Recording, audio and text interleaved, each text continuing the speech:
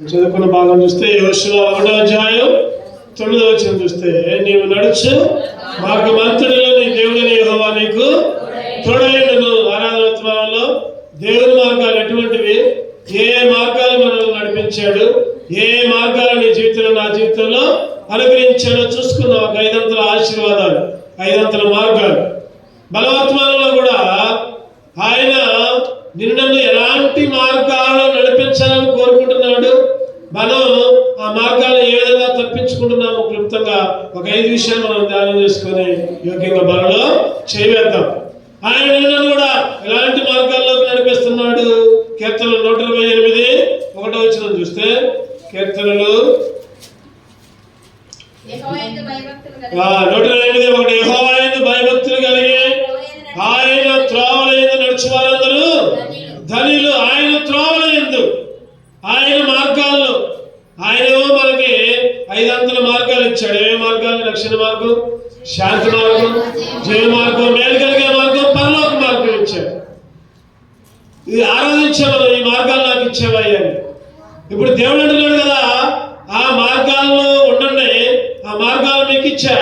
అంతకంటే ముఖ్యంగా నా దారులు, నా మార్గాల్లో, నా త్రోవలయందు యెహోవా యందు భయభక్తులు కలిగి ఆయన త్రోవలయందు నడుచు వారందరూ ధనిలు. కీర్తన 37:5 చదవండి ఒక మాట. కీర్తనలు 37:5, నీ మార్గములు యెహోవాకు అప్పగించుము, నీవు ఆయన నమ్ముకును, ఆయన నీ కార్యము నీ మార్గము దేవునికి అప్పచెప్పాలి. ఈరోజు ఆయన ఇచ్చిన మార్గములు మంచిదే, మార్గాలు ఇచ్చాడు, 5 అంతల మార్గాలు ఇచ్చాడు. వెళ్ళాం, మళ్ళీ ఏం చేస్తున్నాం? మన సొంత మార్గాల్లోకి వెళ్తున్నాం. అందుకనే ఆయన త్రోవలయందు నడుచుకునే వాళ్ళు ధనిలు అంటున్నాడు 37:5 కీర్తనలో.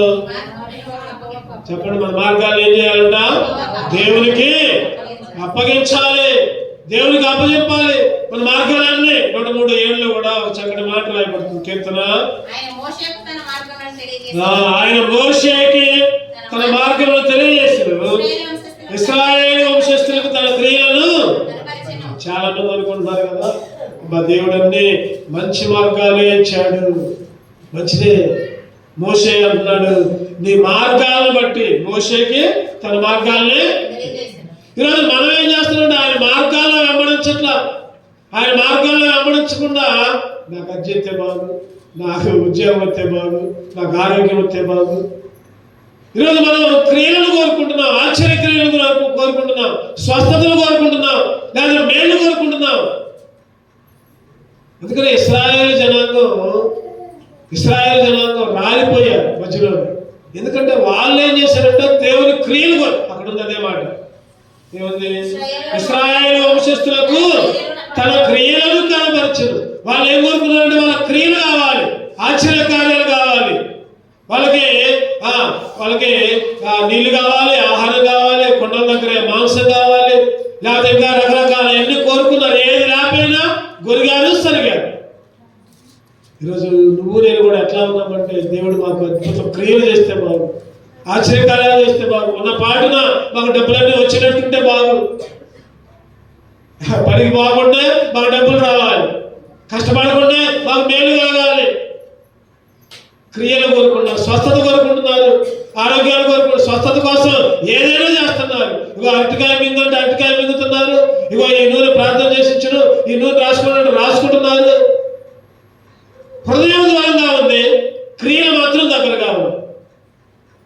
ఈరోజు దేవుడు అంటున్నాడు, క్రియలు కాదు కావాల్సింది. మోషే ఏమో మార్గాలు చూశాడు, ఇశ్రాయేలీయులేమో క్రియలు చూస్తున్నారు. ఈరోజు నువ్వు నేను కూడా క్రియలు చూస్తున్నావు. దేవుడు నాకు మేలు చేయాలి, దేవుడు నాకు అన్ని కలిసి వచ్చినట్టు చేయాలి, దేవుడు నా కుటుంబానికి ఏ కష్టం రాకూడదు. క్రియలు. అందుకనే దేవుడు వాళ్ళకి క్రియలే చూపించాలే కానీ మధ్యలో రాలిపోయాడు. ఈరోజు నీకు నాకు క్రియలు కావాలంటే క్రియలు చేస్తాడు దేవుడు, కాదంటలా. కానీ అంతం వరకు నిలిచినట్టు ఉండాలి. మోషే కంట తన మార్గాన్ని తెలియజేసాడు ఇశ్రాయేలు వంశస్థులకు. ఈరోజు క్రియలు కాదు కావాల్సింది. మనం ఇందాక చదువుకున్న 37:5, నీ మార్గాలు యెహోవాకు ఏ క్రియ అయినా మంచిదైనా చెడ్డదైనా, నీ జీవితంలో కష్టమైనా సరే దేవా స్తోత్రం అనాలి. నీ జీవితంలో ఏది జరిగినా కీడొత్తేనేమో దేవుడు ఏంది ఎట్లా చేసిండు, దేవుడు ఏంది నాకు ఎట్లా అన్యాయం చేసిండు, మేలు తిన అబ్బా దేవుడు మంచోడు, కీడొచ్చరిగే దేవుడు ఏంటి ఎట్లా చేసిండు, దేవుడికి అది చేస్తున్నా ఏం చేస్తున్నా అయినా నాకు కలిసి లేదు. ఆయన కష్టాలు కూడా ఇస్తాడు, ఆ కష్టాల్లో కూడా సంతోషించాలి. అందుకనే పౌలు గారు రాసుకుంటూ శోధన సహించబడదు, అయినా ఆ శోధనలు కూడా సహించగలిగే శోధనలే. నువ్వు సహించలేని శోధనలు ఈడంట నీకు నాకు శోధనలు ఇస్తాడు, కష్టాలు ఇస్తాడు. మరి ఏం చేయాలంటే ఈ కష్టాలు తీసేయి అని అడగకూడదంట దేవుడు. ఒక భక్తుడు చెబుతున్నాడు, ఈరోజు విశ్వాసం ఎట్లా ఉన్నారంటే ఒక కష్టం వస్తే దేవా దేవా దేవా ఈ కష్టాలు తీసేయి, ఈ శ్రమ తీసేయి, ఈ ఇబ్బంది తీసేయి. ఎంతో ఏడ్చుకుంటూ ప్రార్థన చేస్తారు. అట్టగాదంట ప్రార్థన చేసి ప్రభా ఈ కష్టాన్ని ఎదుర్కొనే శక్తి అయ్యాలని అడగాలి. చెప్పండి, ఏమడగాలి చెప్పండి. ఈ శ్రమని ఎదుర్కొనే ధైర్యాన్ని అయ్యా ఆయన సహించే వాటినే ఇస్తాడు. 1 కొరింథీ 10వ అధ్యాయం చదువుతారంటే 10:13. 1 కొరింథీ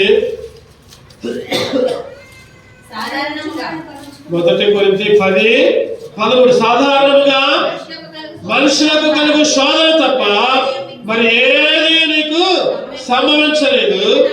దేవుడు నమ్మదగిన వాడు, మీరు సహింపగలిగినంత కంటే ఎక్కువగా మిమ్మును శోధింపనీయడు. సహించగలిగినంత కంటే ఎక్కువ శోధన రాదు. నాకున్న శోధన ఎవరికి రాదంటావు. ఒకసారి నాకున్న కష్టం నీకొస్తే ఎప్పుడో పారిపోయేవాడు, ఎప్పుడో చచ్చిపోయేవాడు అంటారు ఒకసారి. ఈరోజు దేవుడు శోధనలు ఇస్తాడు, శ్రమలు ఇస్తాడు, కష్టాలు ఇస్తాడు. కానీ చెప్పండి, వాటినంట ఎదుర్కోవటానికి ఉంది సహించగలిగే శోధనే. యోబు గారికి వచ్చిన శోధనలే మనకు రావుగా. చెప్పండి, యోబు గారికి ఎన్ని శోధనలు వచ్చాయి? యోబు గారికి అదే మన స్థితిలో ఉంటే దేవుడా నువ్వు అసలు లేవుపు, దేవుడు ఆడవాడు, అసలుకి దేవుడు ఏం చూస్తుండవు అనేవాళ్ళు మేము. ఈరోజు దేవుడు అంటున్నాడు సహించగలిగే శోధనలే. ఈరోజు దేవుణ్ణి మనం క్రియలు కాదు కావాల్సింది, దేవుని మార్గాల్లో నడవటం ముఖ్యం. దేవుని మార్గాల్లో నడవటం ముఖ్యం. అందుకనే నీవు నడిచే మార్గాన్ని దేవునికి అప్పచెప్పాలి. ఈరోజు మన జీవితాల్లో ఏది జరిగినా ఎంతో ఇబ్బంది జరిగింది, దేవునికి స్తోత్రం చెప్పాలి. ప్రభువా దేవా ఈ కష్టాలు ఇచ్చావయ్యా, ఈ శ్రమ ఇచ్చావయ్యా, ఇది నీ మార్గం అయ్యా, ఈ మార్గంలో నడవటం నాకు నేర్పని దేవుడిని అడగాలి. అసలు దేవుడు ఏ మార్గాల్లో నడవాలని కోరుకుంటున్నాడు? మనల్ని దేవుడు ఇచ్చిన మార్గాలు ఏమో 5 ఉన్నాయి. మరి మనల్ని ఏ మార్గాల్లో నడపాలని కోరుకుంటున్నాడు? క్లుప్తంగా ఒక 5 విషయాలు మనం ధ్యానం చేద్దాం. క్లుప్తంగా ఒక 5 విషయాలు. కీర్తనలు 18:32. మొదటిగా ఏ మార్గం కావాలనుకుంటున్నాడంటే దేవుడు, కీర్తన 18:2 నాకు బలము ధరింపజేయువాడు ఆయనే, నన్ను యథార్థ మార్గములో నడిపించువాడు ఆయనే. చెప్పండి ఏంటంట, ఏ మార్గం అంట? యథార్థ మార్గం. దేవుడు అడుగుతున్నాడు యథార్థ మార్గంలోకి రా బిడ్డ, యథార్థ మార్గంలోకి రా. నీ జీవితంలో యథార్థత ఉంచు. అక్కడ ఒక మాట, ఇక్కడ ఒక మాట, అక్కడ ఒక మాట కాదు. యథార్థంగా జీవించు, యథార్థంగా మొదలైన యథార్థంగా వాక్యాలకు లోబడు, యథార్థంగా దేవుని చిత్తాన్ని చేయి. ఆయన అంటున్నాడు యథార్థ మార్గంలోకి, సత్యమైన మార్గంలోకి, దేవుని చిత్తమైన మార్గంలోకి.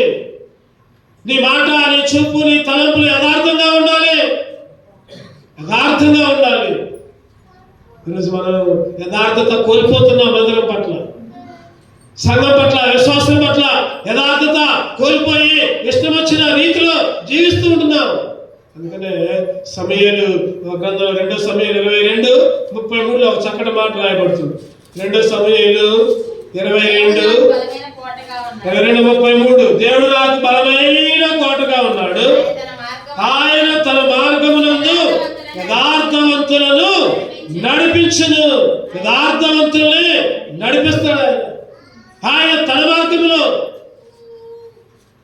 యథార్థంగా ఉండాలి.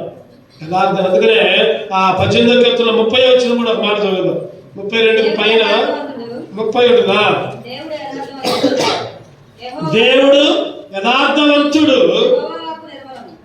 మన దేవుడు అంటే ఎటువంటి దేవుడు అంటే యథార్థవంతుడు కాబట్టి ఏం చేయాలి మనం చెప్పండి? యథార్థ మార్గంలోకి రావాలి. యథార్థవంతుడు కాబట్టి యథార్థ మార్గంలోకి రావాలి. యథార్థముగా మాట్లాడాలి, యథార్థముగా జీవించాలి. ఈరోజు విశ్వాసం ఎట్లా ఉన్నారంటే యథార్థత అస్సలు కనపట్లేదు. ఏమాత్రం కూడా యథార్థత లేదు. యథార్థత ఏమాత్రం కూడా లేదు. ఈ మధ్య నేను ఒక గృహంలో గృహకుడిలో ఒక వాక్యం చెప్పాను.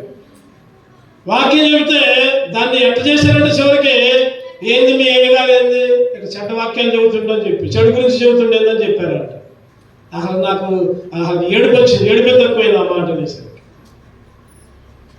చెడు వాక్యాలు చెప్పడం ఏంటి? దాన్ని సరి చేసే వాక్యం. ఆ రోజు పుట్టినరోజు సందర్భంగా బేబీ సిస్టర్ల గృహంలో యవనస్తులు చాలా మంది ఉన్నారని యవనస్తులు ఉద్దేశించి దీర్ఘాయువు కలుగును అని చెప్పుకుంటూ, సంవత్సరాలు అధికములోను అని చెప్పుకుంటూ, ఎప్పుడైతే ఈ విధంగా జీవిస్తావో అప్పుడే మీకు దీర్ఘాయువు వస్తుందని పుట్టినరోజు వర్తమానంగా చెబితే దాన్ని ఎట్లా మళ్ళించారంటే చెడ్డవాక్యాలు చెప్పిండు. అయ్యగారు ఏ వాక్యాలు చెప్పిండంట? చెడ్డవాక్యాలు, చెడు గురించే చెప్పిండు ఏందని అన్నారంట. మరి ఎవరన్నారు? దేవుడు వాళ్ళని నిండారుగా దీవించును కాదు. ఎవరన్నారు? దేవుడు వారికి సంపూర్ణముగా మేలు ఆయుష్ కలిగించును కాదు. దేవునికి స్తోత్రం. ఈరోజు విషయం ఎందుకని చెబుతున్నానంటే యథార్థత కనపట్ల దేవుడు ఇచ్చిన వాక్యాన్ని దగ్గర 4 రోజులు 30 రోజులు 50 వాక్యాలు చెప్పాను. నేను 50 వర్తమానాలు చెప్పాను. దేవుడిచ్చిన బలంతోనే, దేవుడిచ్చిన ప్రతి ఇంట్లో గృహకూడిగా, వేరే ప్రాంతాల్లో ఆ కూడికలు, సెమీ క్రిస్మస్లు ఎన్నో రకాలుగా దేవుడు వాడుకున్నాడు. ప్రార్థన చేసుకుంటూ దేవుడిచ్చిన వాక్యం యవనస్తులు అందరూ ఉన్నారు. ఆ రోజు చక్కగా ఉన్నారు. ఇంకో మీరు ఎట్లా ఉండండి, ఎట్లా ఇప్పటికీ యూట్యూబ్లో ఉంది చూడండి. ఆ రోజు ఎన్నో తారీఖు అంటే ఎన్నో తారీఖు పుట్టినరోజు 11వ తారీఖు వర్తమానం యూట్యూబ్లో ఉంటుంది. మరి నిజంగా వాక్యం వింటే ఆ మాటలు రావు. తప్పుడు మార్గాల్లో ఉంటేనే ఆలోచనలు వస్తాయి. దేవుడు కోరుకునేది అయి కాదు. నీ మార్గాలు దేవుడికి అప్పచెప్పు. యథార్థ మార్గంలోనికి రా. యథార్థంగా చేయించు. నీ చూపు, నీ మాట, నీ తలంపులు ఒకరి దగ్గర ఒక మాట, ఇంకొకరి దగ్గర ఒక మాట, అయ్యగారి దగ్గర అయ్యగారి మాట, విశ్వాసం దగ్గర విశ్వాసం మాట, అనిల దగ్గర అనిల మాట కాదు కోరుకునేది దేవుడి నీ దగ్గర నుంచి. ఇట్లనే ఈ మధ్య నాకు ఒక ఆయన, ఒక విశ్వాసం కలిసి, సంఘ పెద్ద కలిసి, వేరే ఊరు కలిసి అంటున్నాడు కదా, అసలు ఆదివారాలు బలవర్తమానాలు ఎందుకండి పెడతారు? అసలు నాకు అర్థం కాదు. అదొక బలవర్తమానం ఎందుకండి పెట్టేది? ఏందయ్యా నీకు వచ్చిన ఇబ్బంది ఏంటి? బలవర్తమానం. మా అయ్యగారు చక్కగా చెబుతారు, ఆరాధన వర్తమానం మొత్తం బాగా చెబుతారు, అన్ని దీవెనలు, అన్ని ఆశీర్వాదాలు అంటారు. బలవర్తమానం వచ్చేసరికి మా గురించే చెబుతారని చెబుతున్నారు. బలవర్తమానం వచ్చేసరికి మా గురించే చెబుతాడు. మమ్మల్ని అర్జయ్ మాకు ఎట్టుండు అట్టుండు వాక్యాలతో చెబుతాడు. బలవర్తమానం ఎందుకంటే నేనైనా నువ్వైనా అందరమైనా సరి చేసుకోవడానికి కావాలని ఎవరు చెప్పేది కాదండి. దేవుడు ఇచ్చిన వర్తమానం. దేవుడు బలం పెట్టింది ఎందుకంటే సరి చేయడానికే పెట్టింది. అంతేగాని వాక్యాలను కూడా తప్పుపట్టే స్థాయిలో అంత ఎదిగిపోయారు విశ్వాసంలో అని నాకు ఆశ్చర్యం అనిపించింది. ఈరోజు నీ జీవితంలో, నా జీవితంలో యథార్థ మార్గంలోనికి ఇంకా కొంతమంది అంటున్నారు. కొన్ని విషయాలు నాకు తెలిసింది, బాధ అవుతుంది. వాళ్ళ ఇంట్లో అయితే మంచి వాక్యం చెప్పారు, మా ఇంట్లో అయితే మంచి వాక్యం చెప్పలేదని కూడా అంటున్నారు. ఏమో నాకేం అర్థం కాదు. ఒక ఇంట్లో మంచి వాక్యం అంటా, ఒక ఇంట్లో చెడ్డ వాక్యాలు అంట. వాక్యాలు చెడ్డగా ఎక్కడా ఉండవు. దేవుడిచ్చిన వర్తమానాలు దేవుడే మాట్లాడుతున్నాడు, బలపరుస్తున్నాడు, దేవుడే నిలబెడుతున్నాడు. ఈరోజు మన జీవితంలో ఇవన్నీ మానేసి, ఇటువంటి మాటలన్నీ మానేసి ఎట్లా ఉండాలి చెప్పండి? యథార్థంగా ఉండు. నీ మార్గాన్ని దేవుడికి అప్పచెప్పు. దేవుడు నిన్ను పరలోక మార్గంలో నిన్ను నిశ్చలంగా చేస్తాడు, స్థిరపరుస్తాడు. రెండవదిగా చూద్దామండి. రెండవదిగా కీర్తనలు 23:3. కీర్తనలు 23:3. నా ప్రాణమునకు ఆయన సేద తీర్చుచున్నాడు. తన నామమును బట్టి నీతి మార్గాలు. ఏ మార్గాలన్నా? నీతి మార్గంలోకి రా. నువ్వు నీతి మార్గంలో ఉండు. తప్పుడు మార్గాలు కాదు, దేవునికి వ్యతిరేకమైన మార్గాలు కాదు, అనీతి మార్గాలు కాదు. ఈరోజు మన నీతి క్రియలన్నీ చెప్పండి, ఊరికే పేలికలే. మన నీతి క్రియలన్నీ ఊరికి పేలికలే. నీతిలోకి రా. నువ్వు చేసేది, నేను అనుకుంటా కదా, నేను చేసేది ఏదైనా నేనే కరెక్ట్ అనుకుంటా, నేనే నీతిమంతులు అనుకుంటా. ఎందుకంటే నా వెనుక నేను చేసే తప్పులు నాకు కనపడవు. ఎవరైనా అంతే, నేనే నీతిమంతులు, నేను మాట్లాడే మాట కరెక్ట్, నేను చేసే పని కరెక్ట్ అని అనుకుంటా ఉంటాం. కానీ దేవుడు అంటున్నాడు, మనల్ని మనం సరి చేసుకోవడానికే బల్ల. నువ్వు మార్గాలు చూసుకో. నువ్వు అన్నది, నువ్వు వెంబడించేది అది నీతిగా ఉందో లేదో చూసుకో. నీతి మార్గాలు. బుద్ధిమంతులైతే దానియలు గారు 12వ అధ్యాయంలో చక్కటి మాట్లాడు, నక్షత్రాలాగా ఉంటారండి. దానియేలు 8వ అధ్యాయంలో వచ్చిన చివరి అధ్యాయంలో ఉంటుంది. 12వ అధ్యాయం 3వ వచనం, బుద్ధిమంతులైతే ఆకాశ మండలమైన జ్యోతులను పోలిన వారై ప్రకాశించెదరు. నీతి మార్గమును అనుసరించి నడుచుకున్నట్లు ఎవరు అనేకులను తిప్పుదురో వారు నక్షత్రములలో నిరంతరము నక్షత్రంలాగా నీతి మార్గమును అనుసరించి నడుచుకోవాలంట. ఎవరు అనేకులని తిప్పుదురు. ఈరోజు నువ్వు నేను అనేకుల్ని మందిరం వైపు తెప్పాలి, విశ్వాసంలోకి నడిపించాలి. అంతేగాని మందిరంలో వాళ్ళట్ట వీళ్ళట్ట వాళ్ళట్ట ఆమెట్ట ఏమెట్టని అన్ని దగ్గర చెప్పడం కాదు. అది కాదు నీతి మార్గం. ఈరోజు విచారకరమైన సంగతి ఏంటంటే, పనులకు పోతున్నారు, ఉద్యోగాలకు పోతున్నారు, కూలి పనులకు పోతున్నారు, పొలం పనులకు పోతున్నారు. పోయిన తర్వాత మన స్నేహం యొక్క అంతా కూడా అనితనే ఉంటుంది. అన్నిలకే ఈ విషయాలు ఆ విషయాలు చెప్పుకుంటా ఉంటాం. వాళ్ళ దగ్గరే దేవుని పరుగు తీస్తున్నాం, మందిరం పరుగు తీస్తున్నాం, సేవకుల పరుగు తీస్తున్నాం, చోటి విశ్వాసాల పరుగు తీస్తున్నాం. ఎంతకాలం ఇంకా ఎట్లా జీవిస్తాం? రక్షణలోకి రాముందు నువ్వు వాళ్ళ గురించి రక్షణ చెప్పు, రక్షణ మార్గంలోకి రమ్మని చెప్పు, దేవుని అంగీకరించని చెప్పు. అంతేగాని వాళ్ళెట్ట వీళ్ళెట్ట ఆయనెట్ట ఏనెట్ట బుద్ధి దయచేసి ఇటువంటి మాటలొద్దు. అన్ని దగ్గర నువ్వు సాక్షిగా ఉండు. నీతి ఇక్కడ ఉంది, అనేకులను తిప్పుదురు. వారంట నక్షత్రము వలె నిరంతరము అనేకులు తెప్పాలి. రక్షణ మార్గంలో, నీతి మార్గంలో, దేవుని వైపు రావాలి. దేవుని మందిరంలో వీళ్ళే ఒకరికొకరు పెట్టుకుంటుంటే ఆ మాట రాకూడదు నోట్ల నుంచి. ఈరోజు అన్ని కొంతమంది అడుగుతా ఉన్నారు, ఎట్టు వాళ్ళేం తిట్టా ఉన్నారు, వీళ్ళేం తిట్టా ఉన్నారు. మందిరంలోకి రాని వాళ్ళు, వేరే దగ్గరికి పోయే వాళ్ళు ముఖాన్ని బట్టి అడుగుతున్నారు. ఇగో ఎట్లా అనుకుంటున్నారండి మీ చర్చి వాళ్ళు, ఇగో ఎట్లా మాట్లాడుకుంటున్నారండి విశ్వాసులు. మీ దగ్గర ఒక మాట మాట్లాడుతున్నారు, పక్కన ఇంకొక మాట మాట్లాడుతున్నారు. నేనన్నా దేవుడికి స్తోత్రం అని చెప్పి, ఈరోజు ఏదైనా సరే దేవునికే స్తోత్రం. దేవుడు అటువంటి ముళ్ళుంచితేనే లైన్లో ఉంటాం. మనం కూడా ముళ్ళు లేకపోతే లైన్లో ఉన్నాం. దేవుడు మనకి ఇబ్బందులు, ఇరుకులు, కష్టాలు ఎందుకు ఉంచుతాడంటే ఆ కష్టాలను బట్టి మనలోకి రావాలి. అన్ని మంచిగా ఉంటే చెప్పండి దేవుడు అక్కర్లేదా? దేవుడు అవసరం మనకి? చెప్పండి, అన్ని బాగా ఉంటే దేవుడు అవసరమా? నేను అన్ని బాగున్నాను, నాకు అన్ని ఆరోగ్యం మంచుకుంది, ఉద్యోగం మంచుకుంది, డబ్బులు బాగున్నాయి, అన్నీ నాకేం తక్కువ, ఇక నాకు దేవుడు ఎందుకు? ఈరోజు దేవుడు మన జీవితాల్లో కొన్ని కష్టాలు, కొన్ని ఇబ్బందులు, కొన్ని ఇరుకులు, కొన్ని సూటిపోటి మాటలు, కొన్ని నిందలు, కొన్ని అవమానాలు. ఎందుకంటే నువ్వు దేవుళ్ళ యొక్క బలంగా ఉండటానికే. బలమైన గాలి వచ్చింది చెప్పండి, ఆ గాలిని తట్టుకొని ఎప్పుడైతే చెట్టు నిలబడిందో అప్పుడు అది గొప్ప చెట్టు అంటారు. చిన్న గాలి వస్తేనే కింద పడదు అనుకోండి, ఏమంటారు చెప్పండి? ఈ చెట్టు వేర్లు సరిగా పాతుకోవాలా, వేర్లు సరిగా లోనకపోవాలా, అందుకని చిన్న గాలికే పడిపోయింది. నీ వేరు నా వేరు లోతుగా దేవుని వాక్యంలోకి పాతుకొని పోవాలి. అంతేగాని చిన్న మాటకే, చిన్న అవమానాలకి, చిన్న నిందలకి వాళ్ళు అట్ట అన్నారు, వీళ్ళు ఎట్ట అంటున్నారు, లేకపోతే అట్ట చేస్తున్నారు, ఎట్ట చేస్తున్నారు, నన్నే ఎట్ట అంటున్నారని వెనక్కి తిరిగే స్వభావం ఉండకూడదు నీకు నాకు. ఎప్పుడైతే నీతి మార్గాల్లో ఉంటాము, దేవుడు అటువంటి స్థితిని మనకి ఇస్తాడు. చూద్దారండి మూడవదిగా కీర్తన 27:11 కీర్తనలు 27:11 యెహోవా నీ మార్గములు నాకు బోధింపుము, నా కొరకు కొంచెం వారిని చూచి సరళమైన మార్గం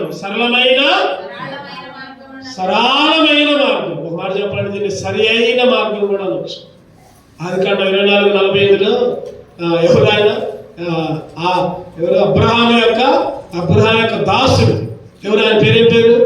రెబెకాకి ఎలియాజరు ఒంటెలు తీసుకొని పోతాను అనుకున్నాడు కదా, నా ఒంటెలకి నీళ్ళు పోయాలి, నాకు నీళ్ళు పోయాలి. అటువంటి వాడే నా యజమాని కాబోయే కోడలు అనుకుంటూ ఆడిపోతే ఒంటెలకు నీళ్ళు పోసింది. అప్పుడు అనుకుంటాడు రెబెకా నీళ్ళు పోసింది, అన్నిటికీ సమృద్ధిగా పోసింది. అప్పుడు అనుకుంటాడు దేవుడు నాకు సరి అయిన మార్గం. 24:45 చదవండి. తల వంచి యెహోవాకు మొక్కి స్తోత్రము చేసి ఏలైనగా నా యజమానుని యొక్క సహోదరుని కుమార్తెను అతని కుమారునికి తీసుకున్నట్లు సరి అయిన మార్గం. ఏ మార్గం అంటది? సరి అయిన మార్గం. ఈరోజు నువ్వు నేను ఎంచుకునే మార్గం సరి అయిన మార్గం కావాలి. ఆ మార్గంలో ఏమి వంకరలు ఉండకూడదు, ఎవరిని నిందించకూడదు, ఎవరిని అనకూడదు. వాళ్ళ తప్పైనా మనమే నాదే తప్పు అనుకోవాలి. అది సరైన మార్గం అంటే. చెప్పండి, ఎదుటోళ్ళ తప్పైనా సరే వాళ్ళు ఒక్క మాట అనకూడదు, ఆ తప్పు నాదేలే అని అనుకొని మనం తగ్గించుకుని ఉంటే అప్పుడు దేవుడు మనకి ఆశీర్వాదాలు దేవుడు కుమ్మరిస్తాడు. చిన్నదానికి మనం తొందరపడి రకరకాలుగా నోటితో మాట్లాడి 4 గంటలు మాట్లాడిందంట సప్పులు లోపల పోయి దాక్కూడదంట. ఈరోజు నాలుకనే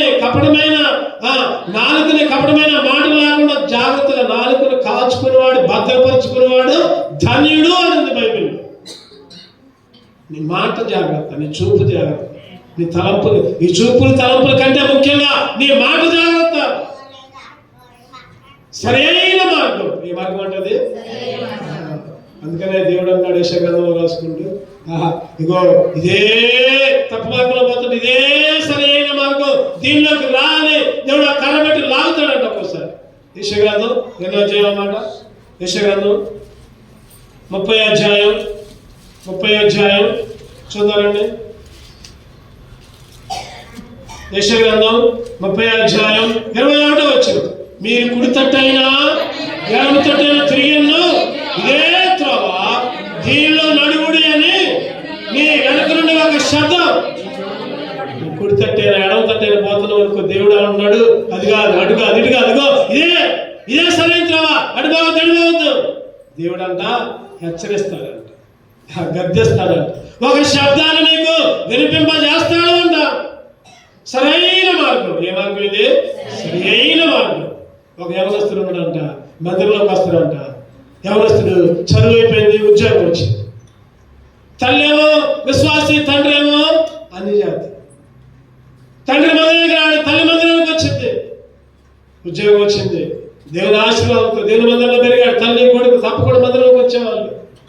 తండ్రి ఎన్నిసార్లు గద్దించినా, తండ్రి పవతురా అన్నా కూడా వీళ్ళిద్దరు మాత్రం ఒకటయ్యి, మీరు ఏమైనా చెప్పండి, మిగిలిన మాటలన్నీ అంట మందిరానికి పోవద్దని మాత్రం చెప్పమాకండి. తల్లి అన్నది భర్తనే, కొడుకు కూడా తండ్రితో అన్నాడు, డాడీ నువ్వేదో చెప్పింట, మందిరానికి పోవద్దని మాత్రం చెప్పమాకు, నేను ఆ మాట మాత్రం విన్నాను అన్నాడు. ఆ విధంగా వచ్చాడు మందిరంలోకి. చక్కటి చదువు, చక్కటి భవిష్యత్తు, చక్కటి ఉద్యోగం. ఇప్పుడు ఏం చేయాలి చెప్పండి? ఉద్యోగం వచ్చింది, ఏం చేయాలి? పెళ్లి చేయాలి. తండ్రి ఏమో ఒక సంబంధం తీసుకుని వచ్చాడు, తల్లి ఏమో ఒక సంబంధం తీసుకుని వచ్చాడు. తండ్రి తరపున మంచి ఉద్యోగం, మంచి ఆస్తి, ఎన్నో పొలాలు, మేడలు, మిద్దెలు, కోట్లకు ఉంది ఆస్తి. తండ్రి ఏమో చేసుకోను, తల్లి ఏమో అయ్యా వద్దయ్యా వద్దు, విశ్వాసం చేసుకో, రక్షణ పొందిన అమ్మాయిని చేసుకో, బాప్తిసం తీసుకున్న అమ్మాయిని చేసుకో, డబ్బు ఉన్నా లేకపోయినా పర్వాలా, డబ్బుతో కాదు మనకి, మనం దేవుని బిడ్డలం, నీ ఇష్టమయ్యా, నా మాట అంటావో మీ డాడీ మాట అంటావో నీ ఇష్టం. ఆశ్చర్యపోయి ఏం చేయాలి అర్థం కావట్లా. చెప్పండి ఒక సామెత ఏంటిది? కర్రమంటే కర్రమంటేనేమో కప్ప కోపం, విడవమంటేనేమో పాము కోపం. ఏం చేయాలో? ఇటు తల్లి మాట ఉండాలా, తండ్రి మాట ఉండాలా? వివాహం, బంధువులందరూ ఒక పక్క, తండ్రి తరపున బంధువులందరూ ఒక పక్క, తల్లి తరపున బంధువులందరూ ఒక పక్క. ఏం చేయాలో అర్థం కాదు. అటువంటి పరిస్థితుల్లో ఇద్దరుగా చెప్పాడు, తల్లికి తండ్రికి చెప్పాడు, మీరిద్దరూ నా మాట వినండి.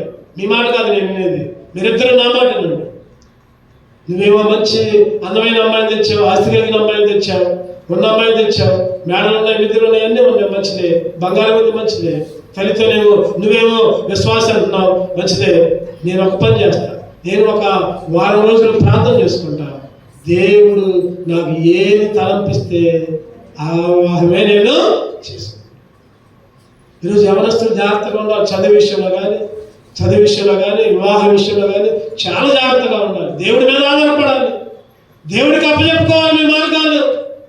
అప్పుడే దేవుడు మీకు చక్కటి భవిష్యత్తు ఇస్తాడు, చక్కటి భవిష్యత్తు ఇస్తాడు, చక్కటి ఉద్యోగాలు ఇస్తాడు, మేలు కలిగే మార్గంలో దేవుడు నడిపిస్తాడు. అందుకనే ఫస్ట్ చదువుకున్నాం, నీ మార్గాలు దేవుడికి అప్పచెప్పు. నువ్వు డిగ్రీ చదివావేమో, ఇంటర్ చదివామో, బీటెక్ ఏమో, లేకపోతే ఉద్యోగం కొరకు నాటాడుతున్నావేమో, లేకపోతే ఉద్యోగం చేస్తున్నావేమో, వివాహం కొరకు సిద్ధపడుతున్నావేమో, లేకపోతే వివాహం చేసుకొని ఉన్నావేమో.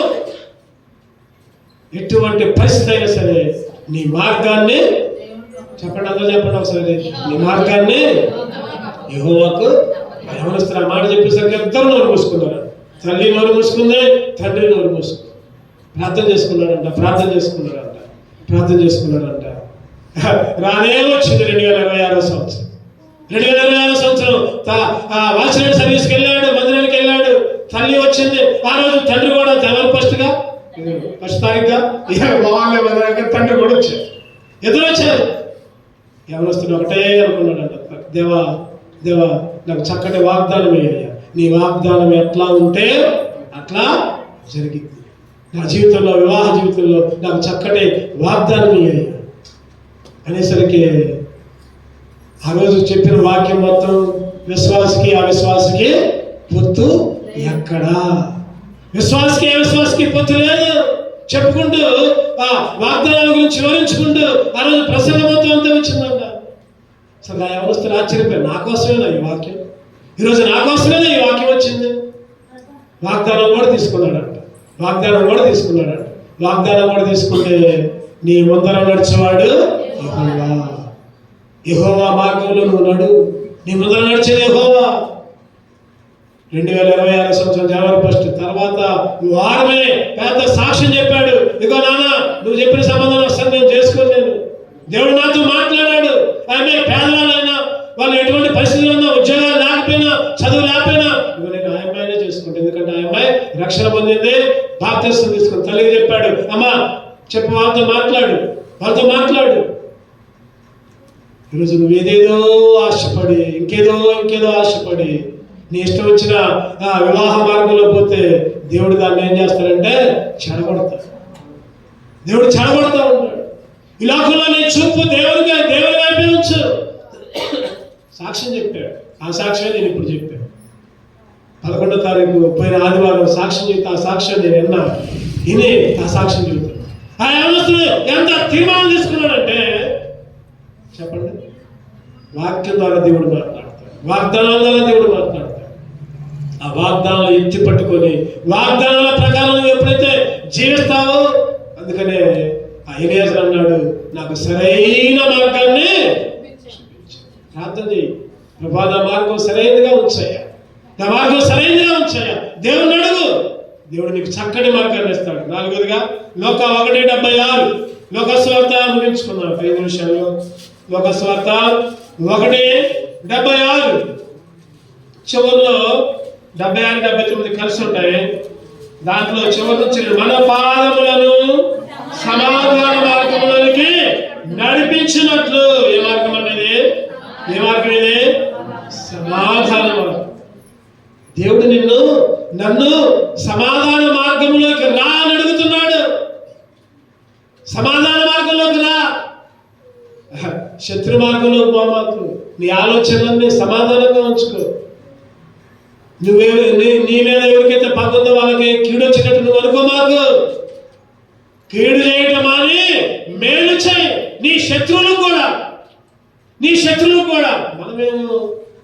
సంవత్సరాలు మారుతున్నాయి, రోజులు మారుతున్నాయి, నెలలు మారుతున్నాయి, ఆదివారాలు మారుతున్నాయి.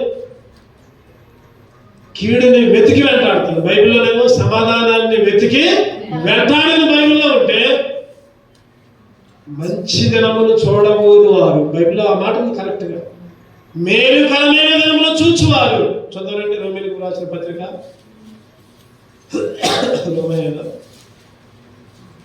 రోమీయులకు రాసిన పత్రిక పాత బైబిల్లో అన్ని అండర్లైన్ చేసుకుంది. బైబిల్లో నాకు ఒకసారి అర్థం కావట్లా. Right, okay. 1 పేతురు 3వ అధ్యాయం 10వ వచనం చదవండి. 1 పేతురు 3వ అధ్యాయం 10వ. జీవమును ప్రేమించి మంచి దినములు చూడగోరు వాడు చెడ్డదాని పడకుండా తన నాలుకని, కపటపు మాటలు చెప్పకుండా తన పెదవులను కాచుకునేవాడు. అతడు కీడు నుండి తొలగి మేలు చేయవలడు. సమాధానం వెతకి దాన్ని, దేన్ని వెంటాడాలంట? సమాధానాన్ని వెతకి వెంటాడు. మనమేమో ఎక్కడ అవకాశం వచ్చిందా, ఎక్కడ చిన్న అవకాశం వచ్చిందా సందు చూసుకొని తగాదాలు పెట్టడానికి మనం రెడీగా ఉంటాం. కీడుకి రెడీగా ఉంటాం, మాటలు అంటానికి రెడీగా ఉంటాం, వెతుకుతా ఉంటాం. ఎక్కడ తప్పు దొరికిద్దా, ఏ అవకాశం వచ్చిందా ఏదన్నా మాట అంటానికి, ఏదైనా పొరపాటు ఎక్కడ జరిగిద్దా ఎదురు చూస్తూ ఉంటాం. ఎదురు చూసి దాడి చేస్తూ ఉంటాం, కాకులు పొడిచినట్టు కొడుతూ ఉంటాం. బైబిల్ అంటుంది కదా, సమాధానాన్ని వెతకి వెంటాడు. ఎవరికంట? అటువంటి వాళ్ళంట మంచి దినములు చూడబోతున్నాడు. చెడ్డదాన్ని పడకుండా తన నాలుకని, కపటపు మాటలు చెప్పకుండా నాలుకని కాపాడుకోవాలి, ఇంకా పెదాలు కాపాడుకోవాలి. ఇందాక మనం చెప్పుకున్నాము, నాలుగు కాపాడుకోవాలి, పెదాలు కాపాడుకోవాలి. కీడు నుండి తొలగి మేలు చేయాలి. సమాధానాన్ని వెతికి ప్రభు కన్నులు నీతిమంతుల మీదను, ఆయన చెవులు వారి ప్రార్థన వైపున ఉన్నవి. కానీ ప్రభు ముఖము ఎవరికంటే విరోధంగా ఉంది? కీడు చేయవాలి. జాగ్రత్త. మేలు చేయకపోతే చెప్పాను కానీ కీడు చేయవాలి. కీడు చేస్తే దేవుడు నీకు విరోధం. ఈ లోకంలో అందరూ కూడా నీకు విరోధంగా ఉన్న పర్వాలా. ఈ లోకంలో నీ బంధువులు, నీ అన్నదమ్ములు, నీ అక్కజనులు, నీ పక్కన వాళ్ళు నీకు విరోధంగా ఉన్న పర్వాలా. అది దేవుని బట్టి, సొంతాన్ని బట్టి కాదు. దేవుని బట్టి విరోధంగా ఉంటే పర్వాలా, కానీ దేవునికి విరోధంగా ఉండవాలి. అందుకని ఇక్కడ ఏముందంటే, ప్రభువు ముఖము కీడు చేయి వారికి విరోధంగా ఉంది. నీకు విరోధంగా రూపొందించబడ్డ ఏ ఆయుధం కూడా వర్తిరదని బైబిల్లో ఉంది. అసలు నువ్వే విరోధం అయితే, నేనే విరోధం అయితే దేవుడికి ఎవరు కాపాడతారు చెప్పండి? కాపాడతారు ఎవరు? జీవము గల దేవుని చేతిలో పడుట బహు భయంకరం. జాగ్రత్త. నీ మాట, నీ చూపు, నీ తలంపు, నీ ఆలోచన. ఎవరైనా నీ గురించి చెడ్డగా మాట్లాడుతున్నారా? దేవునికి స్తోత్రం చెప్పు. దేవా, వాళ్ళని రక్షించాయి, వాళ్ళని క్షమించాయి అని అడుగు, ప్రార్థన చేయి దేవుడి దగ్గర. అప్పుడు దేవుడి మొక్క నీకు విరోధంగా ఉండదు, అనుకూలంగా ఉండదు. అబ్బా, నా బిడ్డ ఎంత చక్కగా అడుగుతుంది, నీ పక్కన నీకు ప్రతి మేలు చేయడానికి సిద్ధంగా ఉంటాడు. మనమేమో అంటాడు, నన్ను అట్లా అంటుందయ్యా, నన్ను ఎట్లా దూషిస్తుందయ్యా, నేను నమ్మకంగా ఉన్నా, నేను యథార్థంగా ఉన్నా, కానీ నన్ను అట్లా మాట్లాడతానయ్యా, మాటలు లేకుండా చేయయ్యా, వాళ్ళని నాశనం చేయయ్యా. వద్దు ఇటువంటి దేవుడికి విరోధంగా ఉండొద్దు. ఏ మార్గం అంటే ఏ మార్గం ఇది? సమాధాన మార్గం. దేవుడు నిన్ను నన్ను కూడా సమాధాన మార్గాల్లో ఉండాలని కోరుకుంటున్నాడు. ఈ 2026 సంవత్సరంలో నువ్వు ఇంకా కీడు మార్గాల్లో ఉంటే అట్లా సమాధాన మార్గం.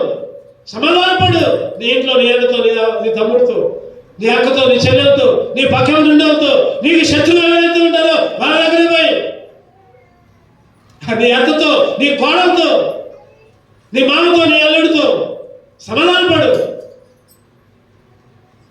నువ్వు దేవునితోనే, కనబడే మనుషులతోనే సమాధానంగా లేకుంటుంటే, కనబడకుండా దేవుణ్ణి ఎట్లా ప్రేమిస్తావు? బైబిల్లో కనబడే సహోదరుని ప్రేమించకపోతే కనబడే ఆ దేవుణ్ణి ఎట్లా ప్రేమిస్తావు? నువ్వు ప్రేమిస్తున్నావు అని చెప్తున్నావు కానీ అంతా అబద్ధం, మాయ, మోసం.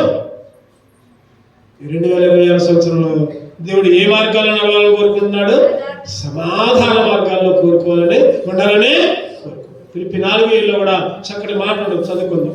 Philippi 4:7 180 page number. అప్పుడు సమస్త జ్ఞానములకు మించిన దేవుని సమాధానము యేసుక్రీస్తు వలన మీ హృదయములకును, మీ హృదయానికి, మీ తలంపులకి ఏ సమాధానం అంటది? దేవుని సమాధానం.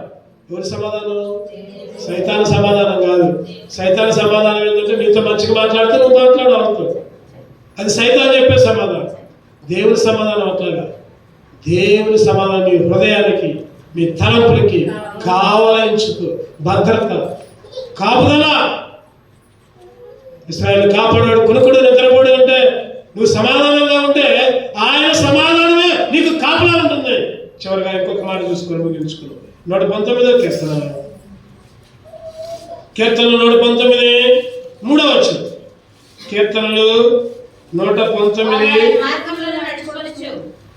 కీర్తనలు 119:3 వారు ఆయన మార్గములలో నడుచుకొనుచు ఏ పాపములు చేయరు, నీ ఆజ్ఞలను జాగ్రత్తగా గైకొనవలెనని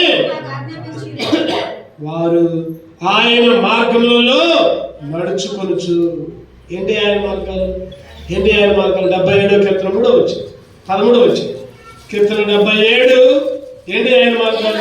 దేవా నీ మార్గములు పరిశుద్ధమైనవి. దేవుని వంటి మహాదేవుడు ఎక్కడ ఉన్నాడు? దేవా నీ మార్గము పరిశుద్ధమైంది. 5వదిగా చెప్పండి. 1వది ఏ మార్గం కావాలనుకుంటున్నాడు ఆయన?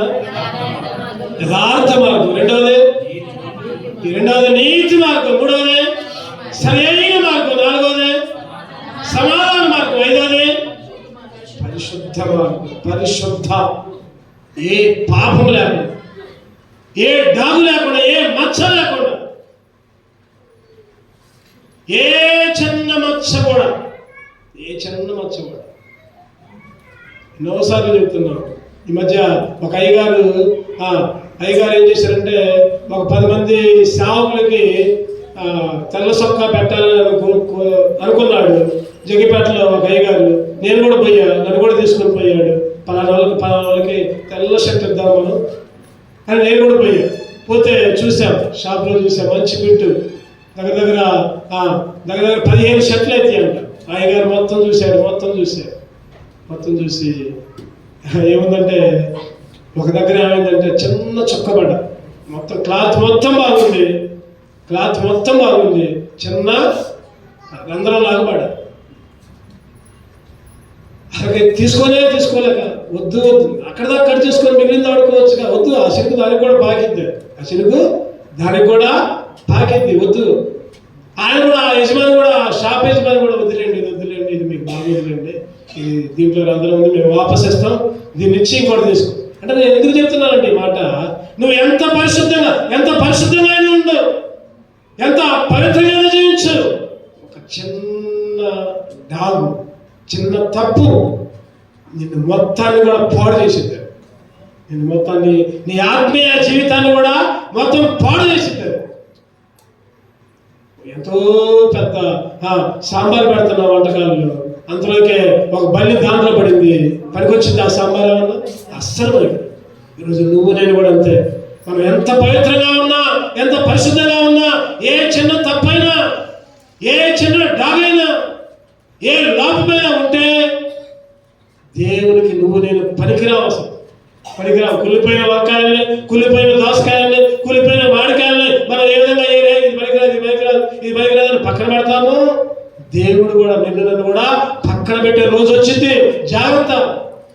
అందుకనే నీ మార్గం ఎట్లా ఉండాలంట? పరిశుద్ధంగా ఉండాలి.